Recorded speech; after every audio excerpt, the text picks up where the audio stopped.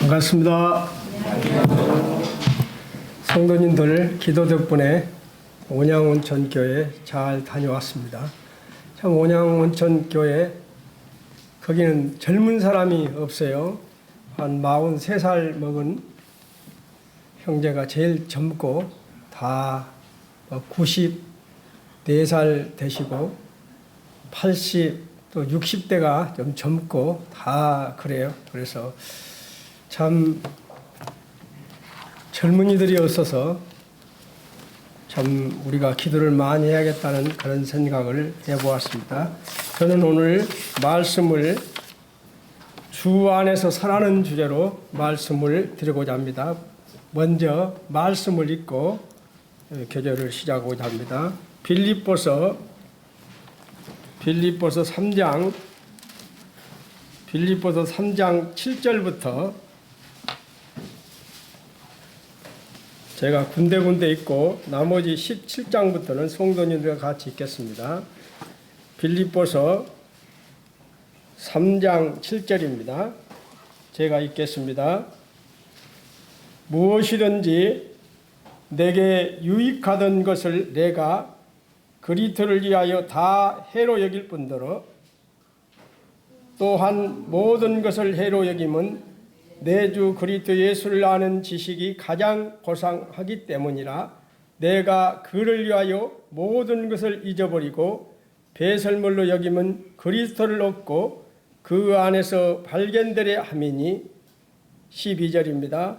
내가 이미 얻었담도 아니요 온전히 이루었담도 아니라 오직 내가 그리스도 예수께 잡힌 바 된 그것을 잡으려고 달려가노라.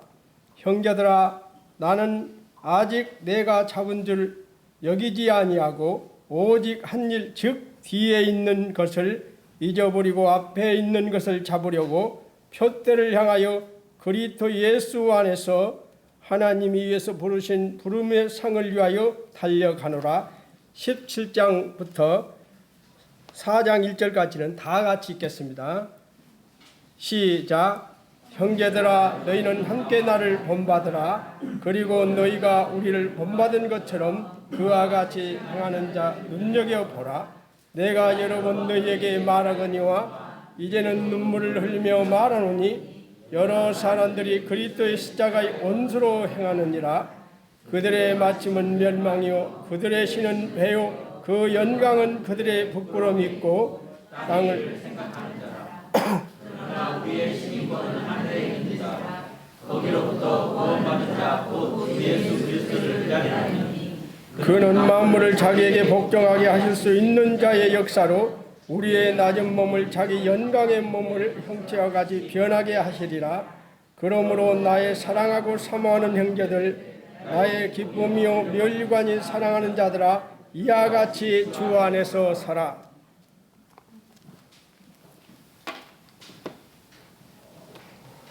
IMF가 몇 년대 왔죠? 1997년이죠. 저 IMF 오기 전에 대우그룹이 잘 나갈 때 우리 대우에서 그 중국의 연변에다가 대우 호텔이 있었어요. 그래가지고 이제 각 계열사에서 이렇게 갔었는데, 그래서 제가 이제 우리 회사에서 가게 됐었는데, 가서 중국에 몇 군데를 구경시켜주고 또 백두산 거기를 구경을 시켜줘서 갔습니다. 백두산 천지에 올라가서 갔을 때 그 백두산 천지가 언제나 가는 사람마다 못 보고 오는 사람도 많다고 그래요. 근데 저는 갔을 때 안개 하나도 없이 너무나도 깨끗하고 아름다운 천지를 다 보았습니다. 그래서 저는 저 혼자 이제 플라스틱 병을 가지고 가서 천지물을 떠가지고 왔죠. 그래서 다 사람들이 그거 생각 못했다고. 그래서 저는 이제 플라스틱 병에 물을 떠가지고 와서 저희 어머니에게 한 모금 하시고 우리 식구들이 다 돌아가면서 한 모금씩을 천지물을 먹었었죠. 그리고 이제 거기서 제가 참 부끄러운 이야기지만 사기를 당했어요. 천지에서. 왜냐하면 제가 갖고 갔던 카메라가 그 천지가 잘 안 나와요. 그래서 그 천지가 한눈에 잘 나오게 찍어서 이거를 액자에 넣어서 선물을 해야 되겠다는 그런 마음으로 거기서 이제 사진을 찍어주는 사람이 있었어요.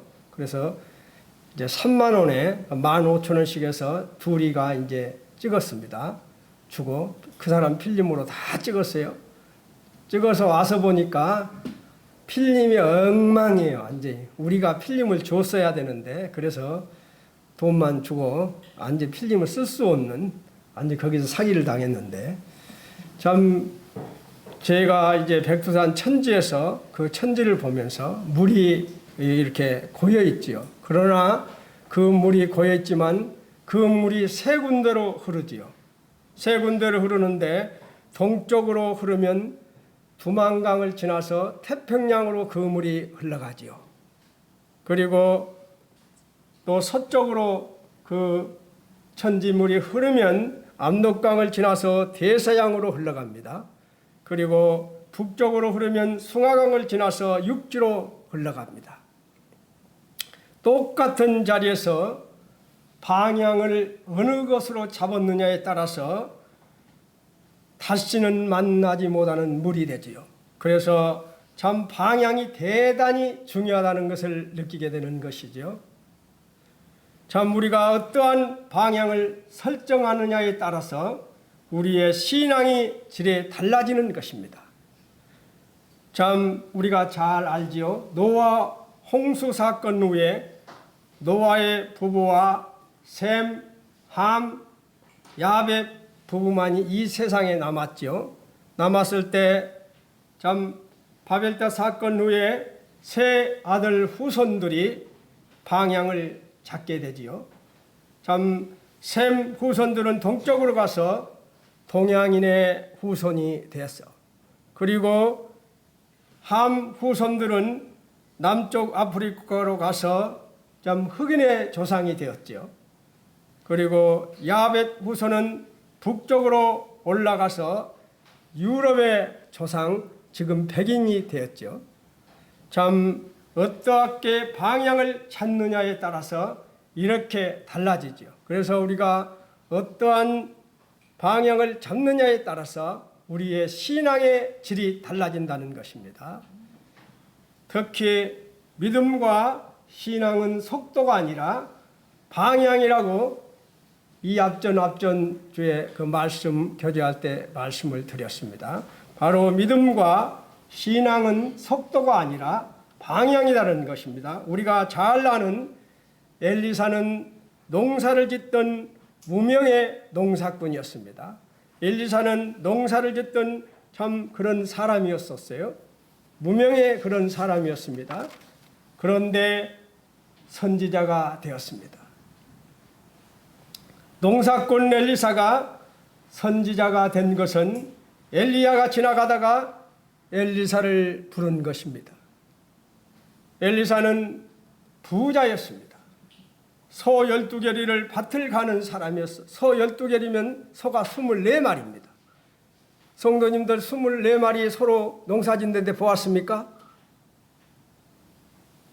나는 지금까지 소 24마리로 농사 짓는 사람을 본 적이 없습니다.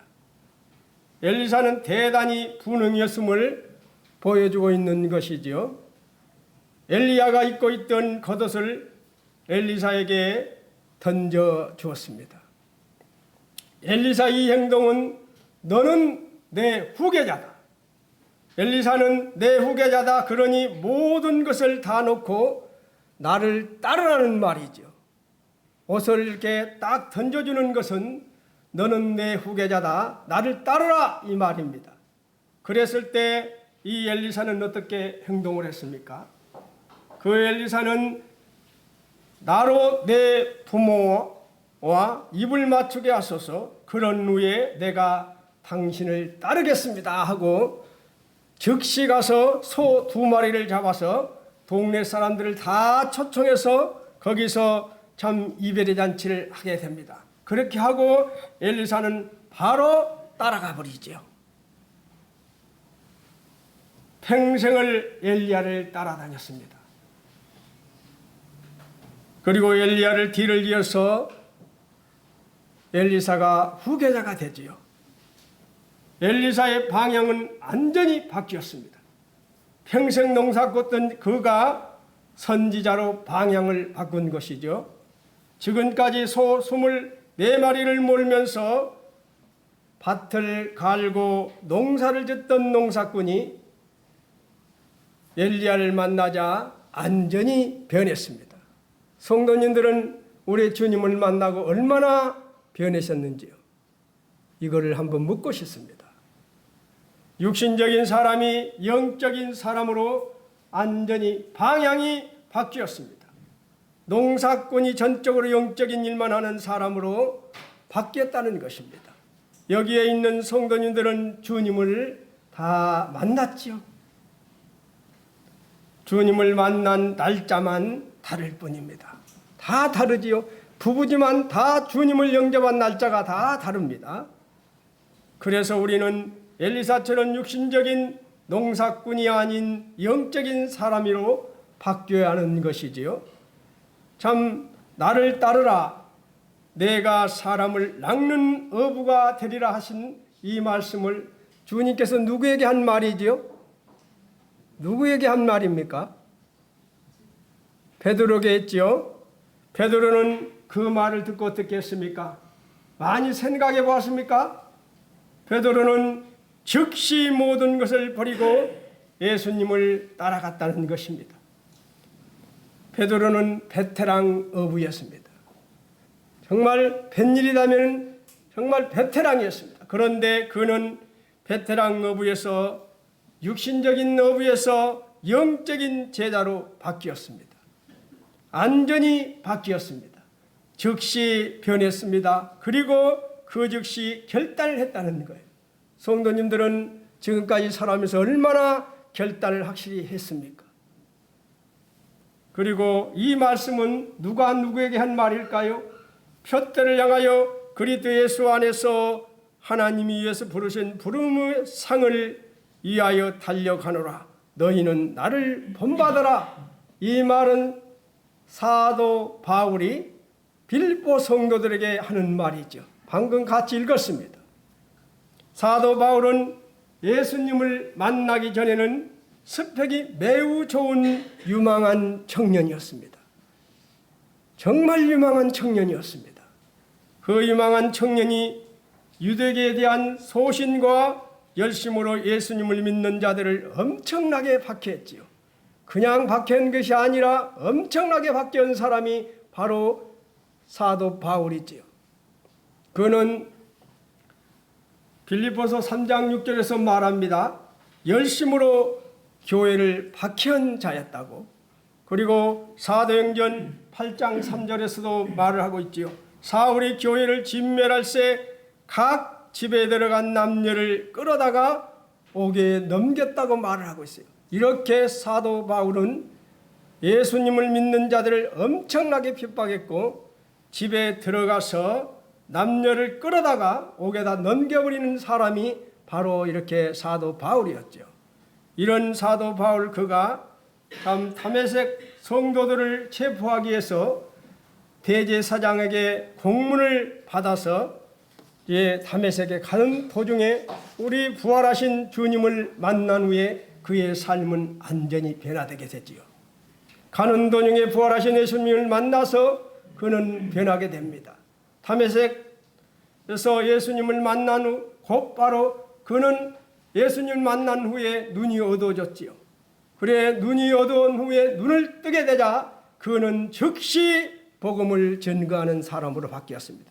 그 전에는 유대교를 믿어서 예수님을 믿던 그 자들을 체포했던 그가 그 예수님을 만난 후에 그는 즉시 복음을 전거하기 시작하지요. 사도 바울은 다메섹에 가는 도중에 예수님을 만나고 나서 주님께 온전히 순종을 했던 것들을 저희들은 알고 있습니다.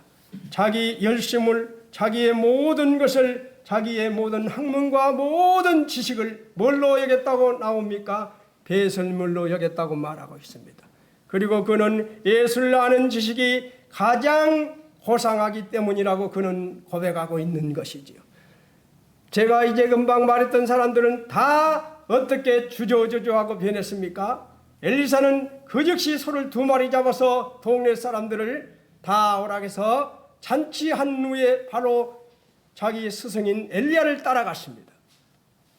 베드로도 베테랑 노부가 주님을 따라올 때 그냥 따라갔습니다. 그리고 우리가 아는 사도 바울도 예수를 만난 후에 그의 삶은 완전히 바뀌었지요. 여기에 있는 성도님들은 예수님을 만났는데 나의 삶은 얼마나 바뀌었는지를 한번 생각해 보는 그런 시간이 되었으면 합니다. 사도 바울은 복음을 위해서 죽음조차 두려우지 않았다고 말하고 있습니다. 내게는 우리 주 예수 그리스도의 십자가에 결코 자랑할 것이 없다고 갈라디아서 6장 4절에서 사도 바울은 고백하고 있습니다. 하나님의 은혜가 임하면 사랑이 물밀듯 밀려오는 것이지요. 그렇죠. 하나님의 은혜가 임하면 사랑이 물밀듯 밀려옵니다. 그래서 사도 바울은 예수님을 영접한 후 우리 주님의 사랑의 가치를 알았기에 그는 그 은혜를 임하게 사랑이 물밀듯 들어왔기에 그는 복음을 위해 죽은 자도 두려워하지 않고 내게는 우리 주 예수 그리스도의 십자가에 결코 자랑할 것이 없다고 말하면서 예수를 아는 지식이 가장 고상하기 때문이라고 그렇게 고백을 하고 있는 것이지. 하나님의 은혜가 임하게 되면 나타나는 가장 대표적인 현상이 무엇일까요? 바로 그리스도의 사랑이 물밀듯이 물려오는 것이지요. 그래서 자기 주변에서 예수님을 모르고 죽어가는 영혼을 보면 안타까움을 느끼는 것이죠. 그래서 어제도 우리 임재영님, 최영님, 저 최민수 씨를 초청해서 같이 식사하고 또 산들에서 커피를 마시면서 그런 교제를 했어요. 왜 그런 교제를 합니까? 어떻게든지 최민수 씨를 주님을 영접하게 한 방법인 것이지. 우리 기억자매도 며칠 전에 남원에서 효독 캠프하는데 어머니 한순임 모치님이 전번에 갔는데 말씀은 잘 들어요. 그렇지만 지금까지 안 받은 이번에는 거진 신했고 언니도 참 그의 캠프에 참석했다고 이야기 들었습니다. 그런데 밤늦게 집에 와서 12시에 왔는데도 전혀 피곤하지 않다는 말을 들었어요. 왜 피곤하지 않습니까?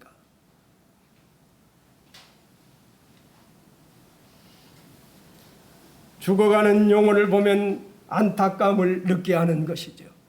좀 그런 영혼을 보면서 안타까움을 느끼지 못한다면 한번 생각해 보아야 하는 것입니다. 이방의 사도로 택함을 받은 사도 바울은 자기 동족 유대인들이 구원을 받지 못하는 모습을 보고 고통을 느꼈습니다. 이런 간절한 사랑이 우리에게도 있어야 하는 것이지요. 죽어가는 영혼들을 위해 눈물의 피도가 필요한 것입니다. 빌립보서 3장 17절에 그와 같이 행하는 자들을 눈여겨 보라고 말하고 있어요. 그리스도 안에서 신앙적인 삶이란 무엇입니까? 그리스도 안에서 신앙적인 삶이란 무엇입니까? 내 마음대로 믿고 살아가는 것이 아닙니다. 내 마음대로 믿고 살아가는 것이 아닙니다. 하나님의 뜻을 따라 믿고 성령님의 도우심을 받아 그 뜻을 이루면서 살아가는 것이죠. 그 뜻을 이루면서 살아갈 때 우리에게 힘이 나는 것이죠. 믿음 생활이란 다른 것이 아니라 성령님께 내 인생의 운전대를 내드리는 것이지요. 내가 하려고 하지 않는 것이지요. 그리고 그리스도의 신앙이란 나이가 먹어가면서 보니까 쌓는 것이 아니라 허무는 것이더라고요. 신앙은 쌓는 것이 아니라 허무는 것입니다. 나의 생각을 허무는 것입니다. 나의 가치관을 허무는 것입니다. 나의 자아를 깨뜨리고 육신적인 사고 감정까지 다 허물고 나로 말미암아 모든 것을 허물 때 주로 말미암아 세워주는 것이지요. 주 안에서 세워주는 것이 바로 우리 그리스도인의 신앙생활이라는 것입니다. 쌓는 것이 아니라 허무는 것이지요. 그래서 시편 127편 1편에서 말하지요. 여호와께서 집을 세우지 아니하시면 세우는 자의 수고가 없으며 여호와께서 지키지 아니하시면 성을 지키지 아니하시면 파수꾼의 경성함이 허사라고 말하고 있어요. 지금 성경에는 파수꾼이 깨어 있음이 헛되도다 그렇게 말하고 있죠. 우리는 허무는 것입니다. 그 허물을 때 내가 주님 안에서 내 자신을 완전히 허물어갈 때 주님이 그거를 세워준다는 사실을 나이가 먹어가면서 더욱더욱 깨닫게 되는 것이죠.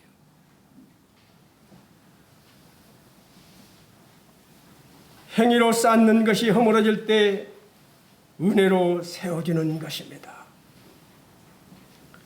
내가 한 모든 것을 허물 때 주님께서 세워주는 것입니다.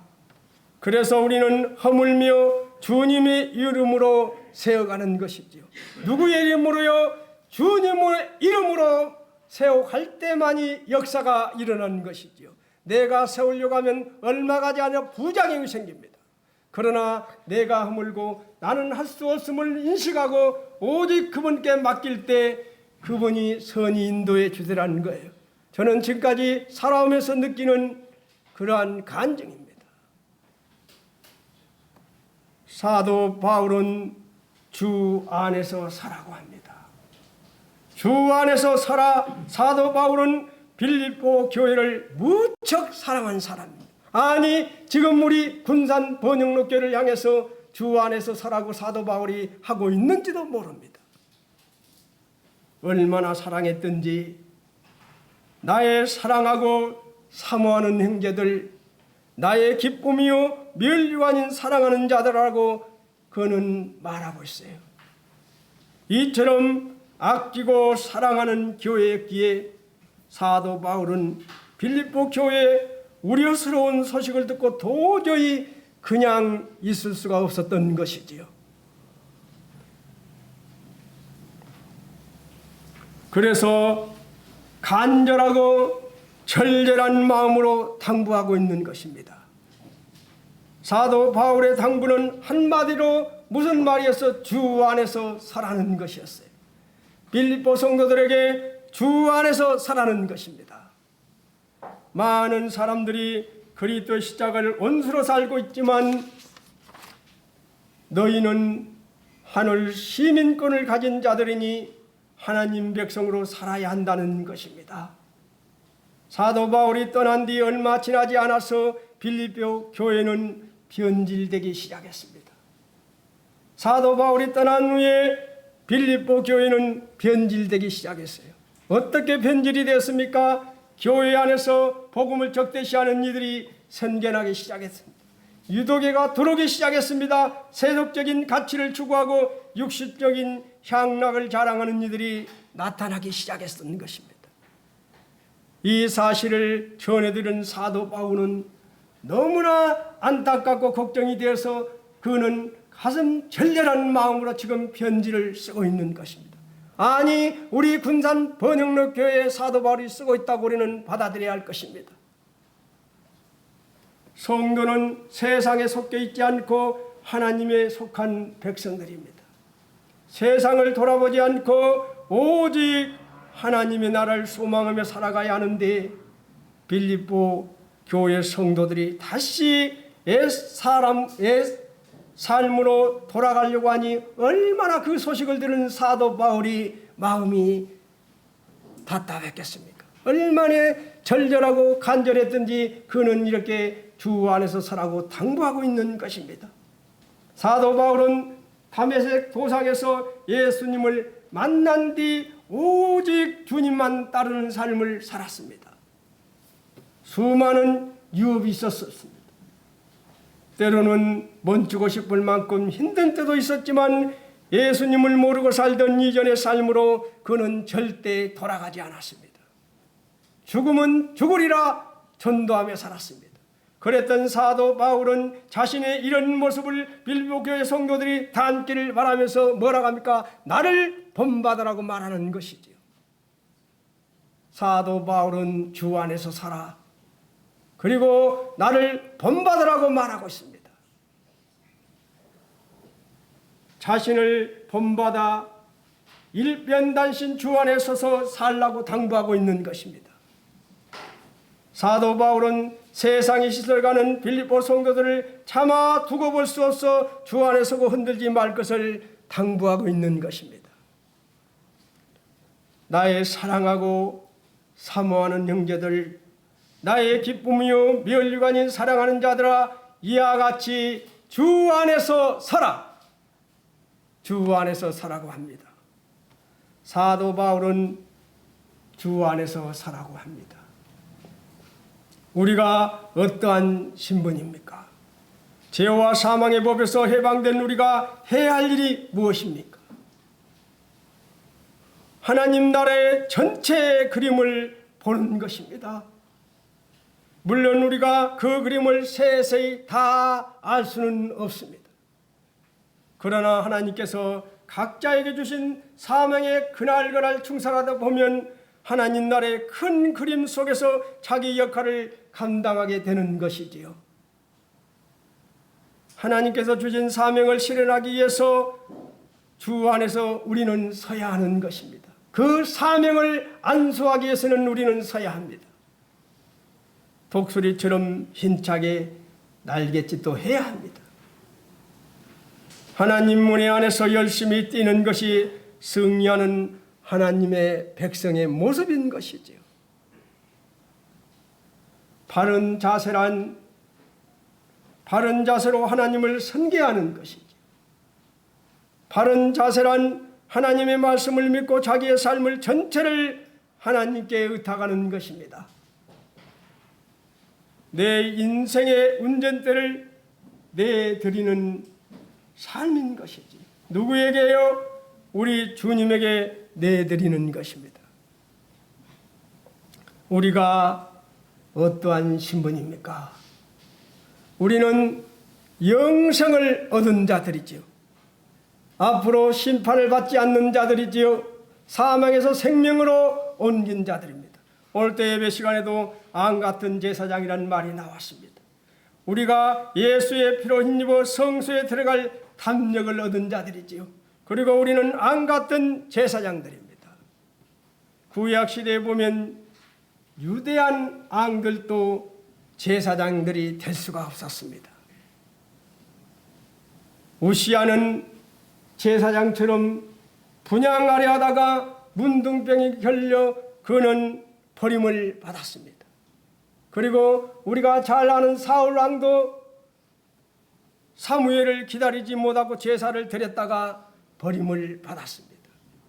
바로 구약시대의 제사를 드릴 때는 하나님께서 꼭 지정된 장소에서 지정된 예물을 지정된 제사장이 제사를 드렸다는 것입니다. 그런데 교회 시대인 은혜 시대인 오늘날에는 누구든지 예수 그리스도를 구주로 믿고 구원받은 성도들은 모두가 제사장이 되었습니다. 여기 있는 분들은 보통 제사장이 아닌 왕 같은 제사장이라는 것이지요. 왕은 무엇이 따라오지요? 권세가 따라오지요. 권세가. 그런데 우리는 거룩하신 하나님 앞에 나아갈 수 있는 권세를 누구로부터? 예수 그리스도를 통해서 받았습니다. 하나님의 자녀가 되는 권세를 주셨다고 말을 하고 있어요. 우리는 이러한 안같은 제사장이요 이런 권세를 받은 우리가 주 안에서 서지 못한다면 직무유기지요. 우리는 이러한 신분을 받았는데 우리가 주 안에서 서지 못하고 똑바로 살지 못한다면 우리는 직무유기하고 있는 것이지요. 저는 이 말씀을 묻고 싶습니다. 이렇게 왕같은 제사장이면서 주 안에 서야 하는 우리가 누가 밀어주어야만이 전진하는 달구지 같은 성도는 아닌지, 줄곧 또닥거려 줘야 만족하는 고양이 같은 성도는 아닌지 한번 생각해 보자는 거예요. 어디로 튈지 전혀 알 수 없는 풋볼 같은 성도는 아닌지, 크리스마스 트리 장식은 시셋이 꺼졌다 켜졌다 하지요. 혹시라도 크리스마스 트리처럼 꺼졌다 켜졌다 하는 그런 성도의 모습은 아닌지, 쉽게 끓고 쉽게 식는 냄비 같은 성도는 아닌지, 비만 오면 축 처져서 안 나오는 종이 같은 성도는 아니지 한번 우리 생각해 보자는 거예요. 그래서 우리는 서야 하는 거예요. 저는 이번 장로 모임에 강진에 갔는데 유인관 행제님이 이야기를 하는데, 자기 교회는 예배 드릴 때 78명 형제들이 예배에 동참한다고 이야기를 했을 때 참 부러우면서도 우리 교회는 언제 저렇게 될까 너무 부러웠습니다. 생각해 보세요. 78명이 예배에 동참한다는 거예요. 사도 바울은 이런 자들에게 주 안에서 서라고 하는 것입니다. 주 안에서 바로 서려면 자기 마음을 다스려야 하는 것이지요. 주 안에서 서려면 자기 마음을 다스리지 못할 때 설 수가 없는 것이지요. 마음을 다스리면 우리의 모든 삶을 다스릴 수가 있는 것입니다. 마음을 다스리는 법을 한번 생각해 보는 시간을 갖고자 합니다. 마음을 다스리려면 말씀으로 다스려야 하는 것이지. 내 마음을 다스리려면 말씀으로 다스려야 합니다. 하나님의 마음은 우리의 마음 속에 말씀을 통해서 온다는 사실입니다. 하나님 마음은 우리 마음 속에 말씀을 통해서 옵니다. 하나님 말씀을 읽고 묵상함으로 말씀을 다스려야 하는 것이지요. 저도 한때 무척 마음이 괴로운 적이 있었습니다. 정말 내가 이곳에 머무려야 하는가? 다 정리해서 어디를 가버릴까? 그런 마음에 요동칠 때가 솔직히 있었음을 고백합니다. 그때 하나님 말씀이 제게 주셨던 말씀이 그 말씀을 힘을 내서 지금까지 버텨오고 있는 것이지요. 야곱이 너무 힘들어할 때 하나님이 야곱에게 어떤 말을 했습니까? 야곱아, 너희 예산춤 라반이 너에게 하는 것을 내가 다 보았노라. 예산촌 라반이 너에게 하는 것을 내가 다 보았노라. 이 말은 무슨 말입니까? 내가 다 보았으니 앞으로 너의 모든 것은 책임지겠다. 내가 너를 보호해주겠다. 너의 길을 인도하겠다는 그 보장이 아닙니까? 그랬을 때 제 마음을 정리할 수가 있었습니다. 말씀으로 다스려야 하는 것이지요. 바로 하나님 말씀은 살아있고 히브리서 4장 12절에서 말하고 있습니다. 우리는 그래서 말씀으로 내 마음을 다스려야 하는 것입니다. 그리고 두 번째는 믿음으로 다스려야 하는 것이, 믿음을 통해서 마음을 다스릴 때 그 마음이 하나님의 역사를 나타낼 수 있는 것입니다. 그렇지요. 그래서 우리는 히브리서 11장 믿음장을 생각하면서 어려울 때마다 믿음으로 내 마음을 다스리는 것이지요. 믿음의 선배들이 어떠한 삶을 살았는지, 어떠한 간증으로 살다가 주님 품에 갔는지를 생각하면서 내가 믿음으로 내 마음을 다스리는 것이지요. 그러면서 고린도전서 12장의 말씀처럼 큰 은사를 사모하겠으니 그래 내가 큰 은사를 사모하며 살아가야겠다.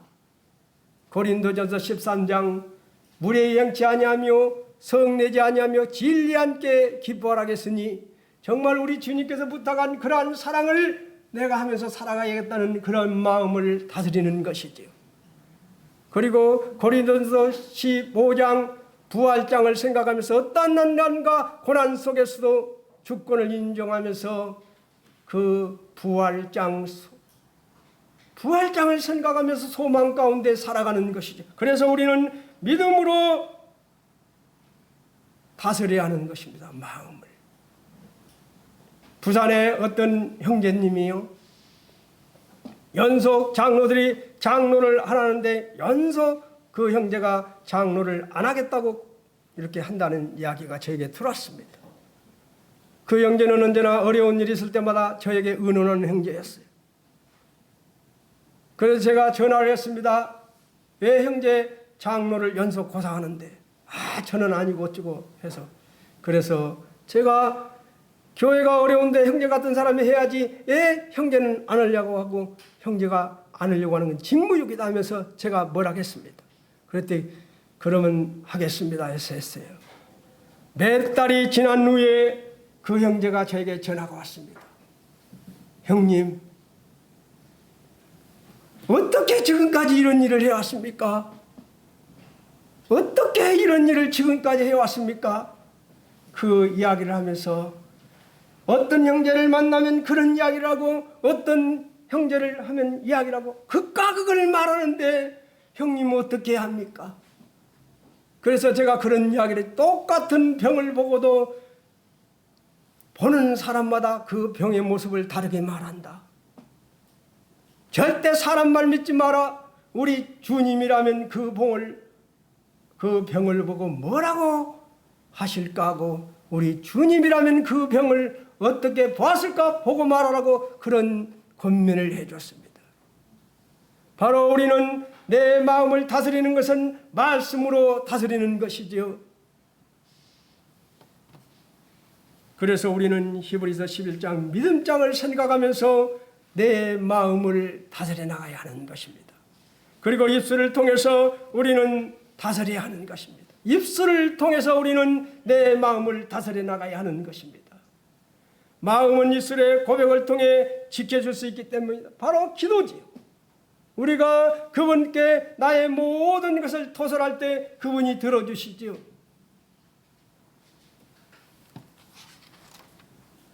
아무것도 염려하지 말고 다만 모든 일에 기도와 간구로 너희 구할 것을 감사함으로 하나님께 아뢰라.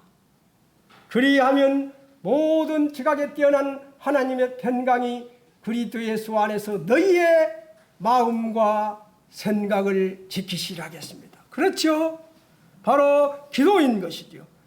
아무것도 염려하지 말고 다만 모든 일에 기도와 간구로 너희 구할 것을 감사함으로 하나님께 아뢰라. 그리하면 모든 지각에 뛰어난 하나님의 평강이 그리스도 예수 안에서 너희의 마음과 생각을 지킨다고 분명히 말했습니다. 우리는 입술로 그분께 아뢰야 하는 것이죠. 우리 이제 8월 19일이 되면 딱 12년입니다. 12년 전 이 예배당 홀 얻어놓고 저 정말로 마음 다스리기가 힘들었습니다. 제가 믿음이 없어서 그랬겠죠. 이 홀 월세를 160만 원에 20만 원, 180만 원씩 줘야 되고 그리고 어떤 우리 일꾼에게도 어느 정도 줘야 되고 또 교회를 운영해야 되는데 정말 마음에 그래서 주님께 간절히 기도했습니다. 주님, 제가 생각해보니 6개월만 무상으로 살면 좀 될 것 같은데 주님 6개월만 무상으로 살게 해주세요. 그랬을 때 정말 주님이 강정배 사장 저의 손을 잡으면서 장로님 6개월간 무상으로 사세요. 그 이야기를 때 저는 그 많은 5명이 6명이 있는 데서 엉엉 울어버렸습니다. 우리 인재 형제님이 증인이죠.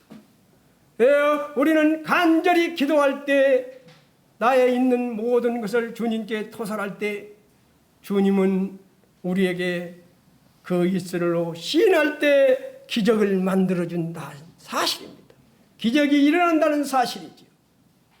그리고 이 예배당 리모델링을 할 때도 생각지도 않았는데 어떤 형제를 통해서 이 에어컨과 의자, 이 음악기 설치가 참 부담 없이 할 수 있도록 주님이 인도해 주셨죠.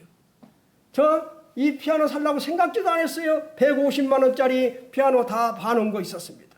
그거 살려고 갔는데 이 그랜드폰에가 반짝반짝이 강이 나더라고요.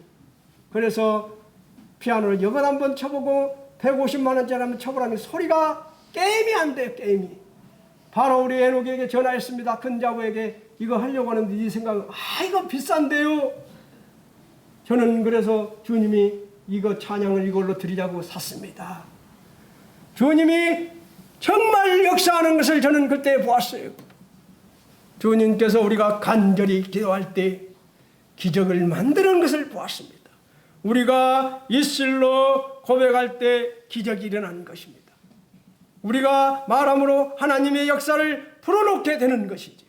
그래서 우리는 입술의 고백을 통해서 우리를 다스려야 하는 것입니다. 그분께 나의 모든 것을 토설하는 것이지요. 그럴 때 역사는 일어나는 것입니다.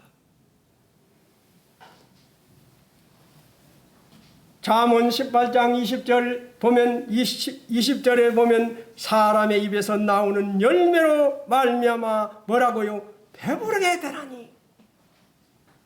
배고프게 되나니가 아니라 사람의 입에서 나오는 열매로 말미암아 배부르게 되나니. 곧 그의 입술에서 나는 것으로 말미암아 뭐라고요? 만족하게 된다고 말하고 있습니다. 배부르게 되고 만족하게 되느니라.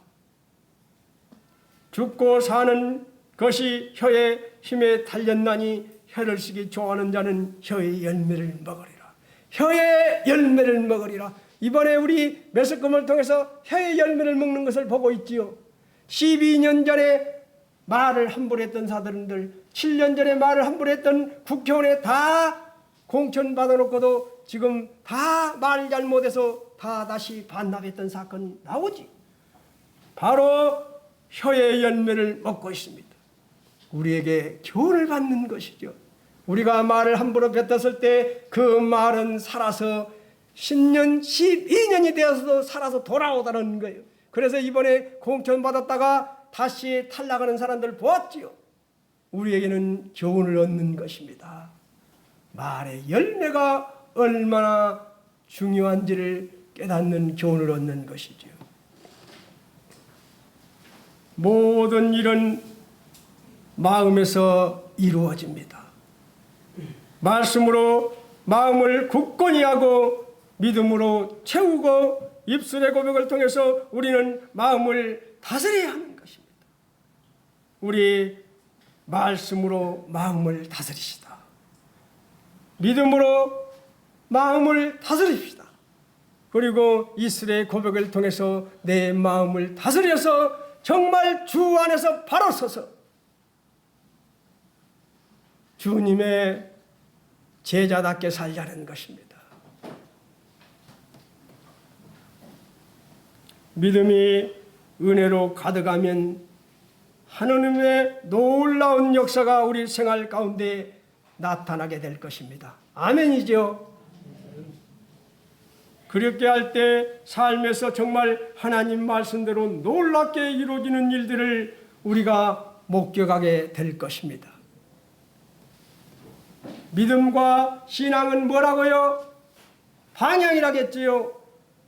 믿음과 신앙은 방향입니다. 내가 누구와 만나는 자가 중요한 것이지요. 내는 지금 누구하고 교제하며 살아가고 있는지를 한번 생각해 보아야 합니다. 내가 누구하고 교제하는 자, 내 신앙의 질이 달라지고 내 방향이 달라진다는 거예요. 믿음과 신앙은 속도가 아니라 방향이라고 분명히 말씀드렸습니다. 주 안에서 살아. 사도 바울은 빌립보 교회 성도들이 세상으로 돌아가려고 할 때 그 마음의 답답함을 느끼고 그는 간절한 마음으로 절절한 마음으로 빌립보 성도들에게 그는 말하고 있어요. 빌립보 성도를 얼마나 그가 사랑했는지 그는 이렇게 말하고 있어요. 내가 예수 그리스도의 심장으로 너희 무리를 얼마나 사모하는지 하나님이 내 증인이니라.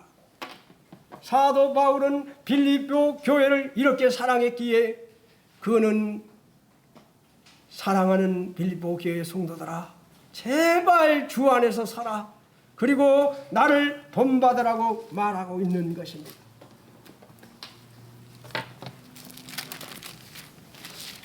너희는 내게 배우고 받고 듣고 본바를 행하라.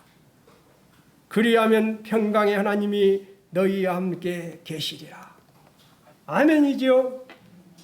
우리 사도 바울께서 우리에게 권면한 그 권면, 나를 본받으라. 주 안에서 살아는 그 말씀을 한 주간 새기면서 승리하시길 바랍니다. 감사합니다. 기도하겠습니다.